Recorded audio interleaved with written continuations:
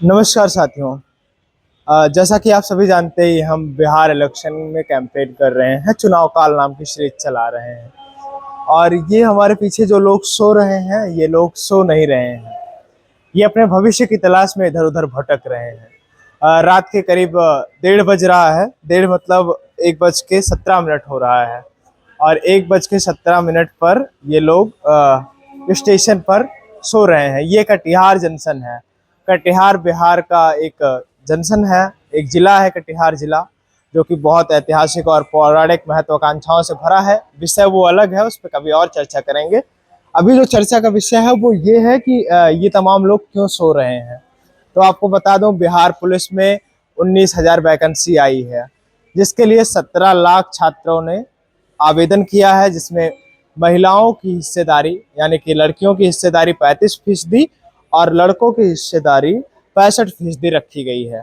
सरकार महिलाओं को बिहार में 35% आरक्षण पुलिस विभाग में दे रहा है। पिछली बार जब ये वैकेंसी बहाल हुई थी, उस समय भी महिलाओं की अपेक्षा पुरुषों की अपेक्षा महिलाओं की भर्ती ज्यादा हुई थी। इस बार भी हाल यही हो सकता है। हालांकि दिखाने योग्य विषय जो है वो अब मैं आपको दिखाता हूँ। किस तरह से अपने भविष्य की तलाश में भारत का युवा अ, रेलवे स्टेशन पर सोता है, ऐसे ही पन्नी बिछाकर सोता रहता है और अपने भविष्य को तलाशने का प्रयास करता है। आपको पता ही है, ये भारत देश है और यहाँ की जनसंख्या बहुत बड़ी है। और ये खास करके बिहार और उत्तर प्रदेश, यहाँ पर जनसंख्या का तो समागम लगा हुआ है। लोगों की कोई कमी नहीं है। लेकिन हर तबके के लोग, मैं सिर्फ ये नहीं कह रहा हूँ, बाहुल्यता में युवा हैं जो एग्जाम देने आए हैं। लेकिन यहाँ पर बुजुर्ग भी सो रहे हैं, महिलाएं भी सो रही हैं। जो रोजगार की तलाश में यहाँ से पलायन करते हैं वो लोग भी हैं। जो शिक्षा के तलाश में बेहतर शिक्षा मिले उसके लिए विकल्प तलाशने के लिए यहाँ से पलायन करते हैं और अपने आप को एक उपयुक्त स्थान पर ले जाते हैं, जहाँ से वो रोजगार के लिए व्यवस्था पा सकें। लेकिन जिस देश में रेलवे की भर्ती पर यानी कि ग्रुप डी की भर्ती पर 4,000 लोग, एक वैकेंसी पर 4,000 लोग हों, उस देश में बेरोजगारी का स्तर क्या होगा वो आपसे छिपा नहीं रहना चाहिए। आपको पता भी होगा, आपके यहाँ भी बेरोजगार लोग टहल ही रहे होंगे। तो हमने भी सोचा कि हम भी टहल कर आपको दिखाएं। हम इस जब यहाँ पर आए कटिहार में, हम शाम को आ गए थे, तो हमने होटल लेने से पहले ये समझा कि यहाँ पर भीड़ बहुत ज़्यादा है। तो हमने सोचा कि आज क्यों ना इसी पर एक स्टोरी की जाए। हम इनकी समस्याओं को दिखाएं, किस स्थिति में वो परीक्षा देने वाले छात्र किस हिसाब से परिश्रम करके अपने गंतव्य तक पहुंचते हैं और उसके बाद परीक्षा लीक हो जाती है, पेपर लीक हो जाता है। आपको बता दूं, 16 जुलाई से 3 अगस्त तक 6 फेज में इनका ये परीक्षा हुआ बिहार पुलिस का, जिसमें 17 लाख लोगों ने प्रतिभाग किया है। जिसमें से करीब 1 लाख लोग जो हैं वो प्रवासी हैं, मतलब अलग अलग राज्यों से एग्जाम देने आए हैं। जैसे कि पड़ोस के राज्य उत्तर प्रदेश से, बगल के राज्य बंगाल से, झारखंड से, वहां से आकर ये लोग अपनी परीक्षाएं देंगे और यहाँ से 1 लाख लोग, लगभग 10% लोग सिलेक्टेड होंगे। अब जो सोचने वाली बात यह है कि जब देश इतना तरक्की कर रहा है, हम 5वीं सबसे बड़ी अर्थव्यवस्था है, जनसंख्या के मामले में हमारा कोई मुकाबला ही नहीं है। हम रोज दिन प्रतिदिन तरक्की करते हुए जा रहे हैं, हम चाइना को पछाड़ रहे हैं तमाम मामलों में। तब हमारे देश के प्रधान सेवक यानी कि प्रधानमंत्री जी युवाओं को ये सलाह दे रहे थे कि पकौड़े तलें। पकौड़े भी तलें तो कितने युवा तलें। मतलब युवाओं की जब जनसंख्या इतनी ज्यादा है और स्टार्टअप इंडिया, पढ़ो इंडिया की बात होती है, तब मुझे ये नहीं समझ में आता। ये सब देखिए, सब युवा हैं। तब मुझे ये समझना होता है कि किस हिसाब से युवा पढ़ें। क्या वो मूलभूत आवश्यकताएं उनकी पूरी हो रही हैं जिससे वो पढ़ने के लिए उपयुक्त स्थान पाएं, उपयुक्त संसाधनों में वो झेल रहे हैं। जब आज का सबसे बड़ा सवाल तो यही है, इस पूरे के पूरे जो वीडियो आप देख रहे हैं, इसका सबसे बड़ा सवाल तो ये है कि मैं ये समझना चाहता हूँ कि जब आपके पास पर्याप्त संसाधन है हर जगह, हर जिले में, एक जिले की दूरी 50 किलोमीटर होती है, हर जिले में ऐसा कोई ना कोई मुख्यालय तो होगा जहाँ एग्जाम कराए जा सकते हैं। ऐसा तो है नहीं कोई एग्जाम सेंटर नहीं हो सकता। तो 200 किलोमीटर 150 किलोमीटर से बच्चों को बुलाकर एग्जाम कंडक्ट कराने की आवश्यकता क्या है? पहली बात तो ये हो गई। दूसरी बात ये है कि इतने दूर से अगर छात्र छात्राएं आ रहे हैं तो उनके प्रवास कर रहे हैं अपने घर से, और 35% रिजर्वेशन है छात्राओं के लिए भी, तो छात्राओं के लिए भी एक बड़ी चुनौती हो सकती है ये कि वो यहाँ किस हिसाब से आए, उनके घर वाले भी आए उनके साथ, उनको एग्जाम दिलवाएं। क्योंकि लॉ एंड ऑर्डर के नाम पे तो आपने जो झुंझुना पकड़ा है वो तो लोग देख ही रहे हैं किस हिसाब का झुंझुना है। लॉ एंड ऑर्डर पर तो बात करना बेकार ही है। तो उस परिप्रेक्ष्य में हमें ये समझना होगा कि देश की वाकई स्थिति क्या है। ये तमाम लोग जो पड़े हुए हैं इनको देखकर आपको क्या लगता है? ये प्लेटफॉर्म सम्मानित छायाकार महोदय आपको दिखाएंगे, ये रेलवे लाइन है, रेलवे ट्रैक। यहाँ से गुजरती हुई ट्रेनें क्या इनको जगाती नहीं होंगी? जिस हिसाब से हमारे कानों में ट्रेनों के हॉर्न से शोर बजता है और हमारे कान सो नहीं पाते हैं, क्या इनको बार बार उठने के लिए मजबूर नहीं होना पड़ता होगा? जब एग्जाम कंडक्ट करवाने से पहले सरकार को क्या ये नहीं सोचना चाहिए, तमाम जिम्मेदारों को ये नहीं सोचना चाहिए कि हम 300 किलोमीटर 300 किलोमीटर दूर एग्जाम सेंटर बना रहे हैं, तो किस हिसाब से बच्चे पेपर देने आएंगे और किस हिसाब से उनकी व्यवस्थाएं होंगी, वो खाएंगे कहाँ, रहेंगे कहाँ? क्या हमने इतनी उपयुक्त व्यवस्थाएं कर दी हैं कि वो कहीं जाके प्रवास करके जाके खा रह लें और उपयुक्त संसाधन में जी लें? जहां इस देश में हर एक व्यक्ति 5 किलो राशन पर मजबूर है, 5 किलो राशन लेने के लिए मजबूर है। आपने ही बताया है कि 80 करोड़ लोगों को आप रोज राशन दे रहे हैं। तो ये 5 किलो राशन लेने वाले लोग किस तरह से वो राशन बेचकर आएंगे एग्जाम देने? क्या व्यवस्था है वो नहीं समझ में आता मुझे। अगर एग्जाम देने में आपको इतनी ही दिक्कत है, दिलवाने में, वहां जिले में ही सेंटर नहीं बनाया जा सकता, तो एक काम और भी आप कर सकते हैं, थोड़ा सा परीक्षा शुल्क बढ़ा दीजिए। जो लोग यहाँ प्रवास करके आए हुए हैं, पूरे स्टेशन का यही हाल है। कई सारे प्लेटफॉर्म है यहाँ पर, 3-4 प्लेटफॉर्म है, जंक्शन है, बड़ा जंक्शन है। कटिहार एक प्रतिष्ठित स्थान माना जाता है, पूर्णिया से थोड़ा सा पहले है, भागलपुर के बगल में है, तो इसलिए इसको एक अच्छे इंफ्रास्ट्रक्चर की तरह देखा जा सकता है। लेकिन जब बात होती है भारत की और बात होती है खासकर यूपी और बिहार की, तो लड़कों की स्थिति देखकर आपको क्या लगता है कि ये लड़के किस हिसाब का प्रयास करते होंगे? आप देखिए ना, लगातार मैं करीब 300 मीटर 400 मीटर चल चुका हूँ अभी तक, आपके सामने चल रहा हूँ, और लगातार लोग सो रहे हैं, और लगभग युवा, मतलब 90% युवा। तो ये एग्जाम कंडक्ट कराने के लिए इतना दूर क्यों उनको भेजा जाता है भाई? आप थोड़ा सा शुल्क और बढ़ा लीजिए, वही व्यवस्थाएं अच्छी दे दीजिए, और उसके बाद अगर आपका परीक्षा एग्जाम पेपर लीक हो गया, कोई दलाल उसमें थोड़ा सा कॉपी खोल दिया, तो फिर पानी है कि पता नहीं क्या लीक हो जाता है, ऐसा मुझे समझ में नहीं आता। तो ये ऐसे ही जहां तक मैं चलता रहूंगा वहां तक लोग ऐसे ही हैं, और ऐसे 3-4 और प्लेटफॉर्म हैं, तो यहाँ ऐसे लोग सोए हुए हैं। हालांकि अब आपको मैं किसी युवा से बात कराने का प्रयास करवाता हूँ। कहाँ से आए हैं भैया? फॉरबिसगंज। हाँ, फॉरबिसगंज। और इसका से क्या है आपका? मेरा तो नहीं, मेरा भाई का एग्जाम है। भाई का एग्जाम है, पुलिस में? हाँ। अच्छा, कितना दूर है यहाँ से? यहाँ से कितना दूर है? ये सेंटर 10 किलोमीटर। आपका घर यहाँ से कितना दूर है? यहाँ से 95 किलोमीटर। कौन सा जिले से आए हैं? अररिया जिला। अररिया से यहाँ सेंटर आपका भेज दिया है, तो फिर ऐसे ही सो गए हैं, बिना खाए पिए सोए हैं कि खा पी के सो रहे हैं? बट अभी तो हम वैसे खा पी के सोए हैं, बट यहाँ पे जो है कोई अथी नहीं है जो सुविधा की सोने वाला। कोई सुविधा नहीं है। तो भाई साहब लोग सब परे यूपी का एग्जाम आ रहे, बिहार परीक्षा का एग्जाम ही देने आए हैं ना, बिहार पुलिस का? आप लोग सब बिहार पुलिस का एग्जाम देने आए हैं ना? Okay okay. ओके, ये क्या होता है यार? वो उसका अच्छा तो लड़के मस्त ओके ओके कर रहे हैं। तो ये आपको दिखाने का मतलब यही है कि किस हिसाब की स्थिति है। जब हम दावा करते हैं कि हम 5वीं सबसे बड़ी अर्थव्यवस्था बन गए, और हम दावा करते हैं कि हम विश्व गुरु बनने की कगार पर हैं, तो हमें ये सोचना होगा कि हमारे देश के जो वाकई भविष्य हैं वो कहाँ पर हैं, वो कहाँ पर पकौड़े तल रहे हैं, वो किस हिसाब की जिंदगी जी रहे हैं, और वो किस हिसाब की जिंदगी जीने के लिए मजबूर हैं। आइए और आपको दिखाते हैं थोड़ा सा, बंद करके आओ। जब हम कहते हैं कि हम सबसे बड़े शिक्षाविद थे और हमारी ये ज्ञान की भूमि है बिहार, जैसा कि हमारी सरकारें दावा करती हैं, हमारा इतिहास दावा करता है, तो हमें ये भी समझना होगा कि ये ज्ञान की भूमि वाकई ज्ञान की भूमि के लिए और ज्ञान लेने का वाकई कारण क्या है, क्योंकि युवा पढ़ लिख कर बेरोजगार हैं और पढ़ लिख के ये पकौड़े तो नहीं तल सकते हैं। मेरी बेसिक समझ ये कहती है कि जब इस देश के 545-43 जो लोग हैं, नेता लोग, उनके बच्चे विदेश में पढ़ रहे हैं और तमाम पूंजीपतियों के बच्चे, तमाम योग्य व्यक्तियों के बच्चे, जब तमाम दलालों के बच्चे जब विदेश लंदन, पेरिस और यूएस में जाकर उच्च शिक्षा प्राप्त कर रहे हैं और उनको आके आप लोग नेता बना दे रहे हैं, तो इन गरीबों में से नेता बनेगा कौन? उनका दर्द सुनेगा कौन? सबसे बड़ा सवाल ये है।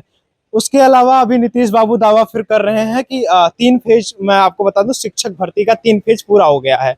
एक फेज में 90,000 बच्चों का, दूसरे फेज में 90,000 बच्चों का लगभग, तीसरे फेज में भी 90,000 बच्चों का, और चौथे फेज की तैयारी में है। चुनाव से पहले नीतीश बाबू ने दावा किया है कि वो चारों फेज का शिक्षकों को दे देंगे, मतलब शिक्षकों को बहाली दे देंगे। शिक्षक बीएड, टीटेट, सीटेट करके सब बैठे रहते हैं और अपने अपने हिसाब से तैयारी करते रहते हैं। उसके अलावा उनको रोजगार मिला, लेकिन इस राज्य में, बिहार में, जब बिहार की हम लोग बात करें, खास करके बिहार की, तो बिहार में जो 9 चौक 36 लगभग 3,60,000 बच्चे जो हैं, वो दूसरे राज्य से यहाँ पर शिक्षक के रूप में बहाल हुए हैं।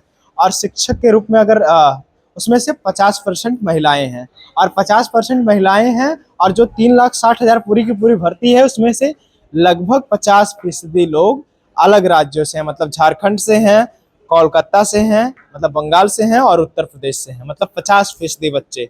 तो बिहार के बच्चों का क्या होगा? बिहार के लोगों को रोजगार कैसे मिलेगा? इसके लिए कोई क्राइटेरिया निर्धारित करनी चाहिए थी, लेकिन नहीं हुई।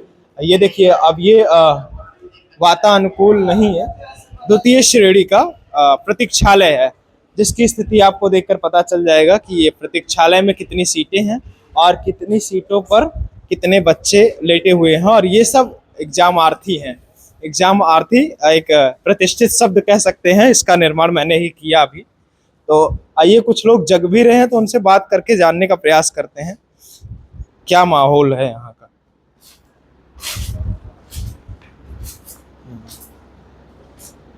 भाई साहब बैठ जाए, यहाँ बैठ सकते हैं। तो कहाँ से आए हैं आप? हम बांका से आए हैं। बांका से। क्या नाम है आपका? मेरा नाम सौरव कुमार है। कहीं रोजी रोजगार की तलाश में जा रहे हैं या क्या है? कहाँ जा रहे हैं? मेरा सिस्टर का एग्जाम है कल। सिस्टर का एग्जाम है कल। 3 तारीख को लास्ट। तो उनको दिलवाने आए हैं। हाँ। कितने दूर से आए हैं? लगभग वही 150 किलोमीटर होगा बांका से कटिहार। बांका से कटिहार 150 किलोमीटर दूर से एग्जाम दिलवाने आए हैं। हाँ। आपके जिले में सेंटर नहीं था या क्या? नहीं, होम सेंटर अब की बार नहीं है। होम सेंटर दूर दूर दिया है सबका। अच्छा। तो यहाँ हुआ है। तो हमें ये समझाइए थोड़ा सा, आपका एग्जाम कहाँ था, कितना दूर था? मेरा किशनगंज था 23 तारीख को। 23 तारीख को। ये जुलाई में 6 फेज में ये पूरा का पूरा एग्जाम कंडक्ट कराया गया। तो फिर इसमें कौन से फेज में आपका था? मेरा तीसरा था। तीसरे में। 16 को हुआ, 20 को हुआ, 23 को मेरा था। 23 को आपका था। और आपकी दीदी का आज है, मतलब कल है, आज ही है। आज ही है 3 तारीख को। तो उनका यहाँ से एग्जाम सेंटर कितना दूर है अभी, जहाँ हम लोग हैं कटिहार जंक्शन पे? 1.5 किलोमीटर अभी दिखा रहा है नेट पे। 1.5 किलोमीटर। जैसे मैं वास्तविकता में ये समझना चाहता हूँ, क्या सरकारें अगर चाहें, या जो प्रशासनिक लोग हैं, जिम्मेदार लोग, वो चाहें तो ये एग्जाम जिले में ही नहीं करा सकते हैं? ऐसा करा सकते हैं, लेकिन थोड़ा सा करप्शन के आधार पर अगले बार ऐसे हुआ था कि क्वेश्चन आउट के वजह से होम सेंटर में नहीं दिया, इसलिए दूर दे रहा है आपकी बार। तो दूर देने से क्या क्या फायदा और क्या क्या नुकसान हो सकता है? फायदा यही हो सकता है कि जो पहले होता था इधर उधर नहीं होगा, और दूर में है कि उतना पहले होता था कि सेंटर मैनेज हो जाता था इधर उधर से, जो न्यूज़ पे सुने थे हम लोग। हाँ। तो अब की बार दूर यहाँ पड़ा है, दूर में पड़ा है, तो नहीं वो सब होना चाहिए, नहीं होता है, यही सब फायदा है। और इसमें है कि लड़की के लिए कम से कम होम सेंटर रहना चाहिए, क्या उतना दूर से आ रहे हैं एग्जाम दिलाने 150 किलोमीटर 200 किलोमीटर। अच्छा, आप ये मुझे समझाइए कि ये तमाम युवा जितने हैं, वैकेंसी तो 19,000 ही है बिहार पुलिस में, जैसा कि आप जानते ही हैं, और 17 लाख युवाओं ने पेपर देने के लिए 17 लाख युवाओं ने फॉर्म भरा हुआ है। तो इनमें से कितने लोगों का होगा? सिर्फ 19,000 का होगा। 19,000 उसमें से भी 35% बच्चियों के लिए आरक्षित है सीटें, तो रिजल्ट उनका होगा। रिजल्ट उसमें से प्रदेश के और बगल के राज्यों के भी बच्चे आ जाएंगे, जी। लगभग 10%। उनका होगा तो फिर बिहार के बच्चों का क्या होगा? बिहार का बच्चा क्या, वो जो आरक्षण है तो उसी में होगा, वही है। अच्छा, इस हिसाब से एग्जाम हो रहा है यहाँ। जी। तो फिर मैं ये समझना चाहता हूँ कि जब ये बच्चे इतना परिश्रम कर रहे हैं, बिहार के लोग पलायन कर रहे हैं, ट्रेनों में भर भर के जा ही रहे हैं, आप देख ही रहे हैं, आपके यहाँ के भी लोग गए ही होंगे। गया कोई आपके यहाँ का? गया है, बहुत सब परदेश में कमाता है, तो प्रदेश में कमाता है? कितना हजार की नौकरी मिल जाती है प्रदेश में? वही 10,000 12,000 बहुत हो गया, 15,000 हो गया। जैसा आपका स्किल है, जैसा काम कर रहे हैं वैसा आपको वेतन मिलेगा। अभी ये नीतीश सरकार कह रही है कि हमने बहुत सारे लोगों को रोजगार दे दिया है, अभी बहुत सारे लोगों को दे देंगे चुनाव से पहले। तो क्या आपको लगता है कि बिहार में बहुत लोगों को रोजगार मिल चुका है? रोजगार तो मिला है, लेकिन अब देखिए अब आगे क्या होगा। रोजगार मतलब जितने लोगों को मिला है उतना पर्याप्त है कि सबको नहीं, हो नहीं, जाए इतने में? उतना में तो नहीं है। जैसे जनसंख्या का आधार पर आप देखते हैं तो उतना में तो नहीं होना चाहिए, और आना चाहिए। देखिए बोला है कि चुनाव में देंगे बहाली, देखिए कब तक आएंगे बहाली। अच्छा, चुनाव में बहाली देंगे, चुनाव के बाद फिर पता नहीं क्या करेंगे। तो प्रधानमंत्री जी ने युवाओं के लिए एक संदेश दिया था कि युवा पकौड़े तलें, तो उससे आप सहमत हैं या असहमत हैं? उस पर आपकी प्रतिक्रिया क्या है? जैसे प्रधानमंत्री जी का बहाली देख रहे हैं, आ रहा है रेलवे में, देखिए एसएससी में, देखिए फिर देखिए एसएससी में धांधली हुआ, वहाँ भी देखिए रहे हैं दिल्ली में। और वैसे देखिए जैसे इसी तरह बहाली आएगा तो पकौड़ा तलना तो तय है, देख ही पकौड़ा रहे तो हैं। तलना तय तय है, है। देश का भविष्य तो पकौड़े के हाथों में है। पकौड़े के हाथ हम देख रहे हैं, जैसे बहाली आ रहा है रेलवे में, तो को छुपा ही नहीं है इसमें। जिस तरह आ रहा है उस तरह आते रहेगा तो पकौड़ा तलना तो तय है। एक सीट पे 1,000 1,500 बच्चा फॉर्म भरेगा तो कहाँ से होगा सबका? जो भी होगा एक ही होगा, पकौड़ा तो तलना तय है। बिल्कुल। तो अभी अगर आपको कुछ कहना हो सरकार से, क्या आप कहना चाहेंगे सरकार से? सरकार को हम यही कहना चाह रहे हैं, जिस तरह आप वादा किए हैं उस तरह कीजिए। क्योंकि देख रहे हैं बहाली पे बहाली कम कर रहे हैं, बच्चा ज़्यादा है, जनसंख्या भी ज़्यादा है, उसी तरह बहाली भी आना चाहिए। अब 2,000 3,000 6,000 10,000 करके दे रहे हैं, उसमें क्या होगा? पूरा भारत में है, जैसे रेलवे का दिए हैं 6,000 दिए हैं, 7,000 देते हैं, 8,000 देते हैं।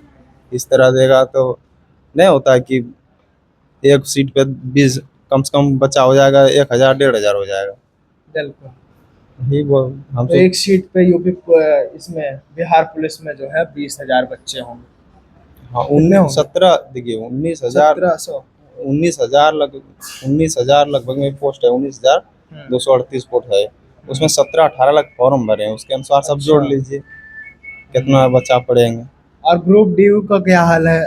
आप कॉम्पिटेटिव एग्जाम की तैयारी करते हैं तो? ग्रुप डी का तो एक सीट पे वही लमसम 1500-1600 बच्चा है।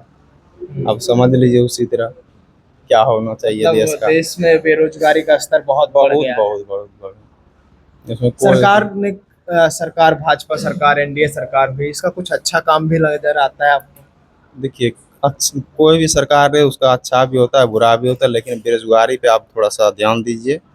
कैसे मेरा युवा बेरोजगार कैसे रह रहा है? मान लीजिए बहाली अब सबसे बड़ा वैकेंसी देता है रेलवे, और रेलवे ये को कम कर रहे हैं आप धीरे धीरे, 2,000 10,000 पे ले आ रहे हैं, तो कहाँ जाएगा युवा?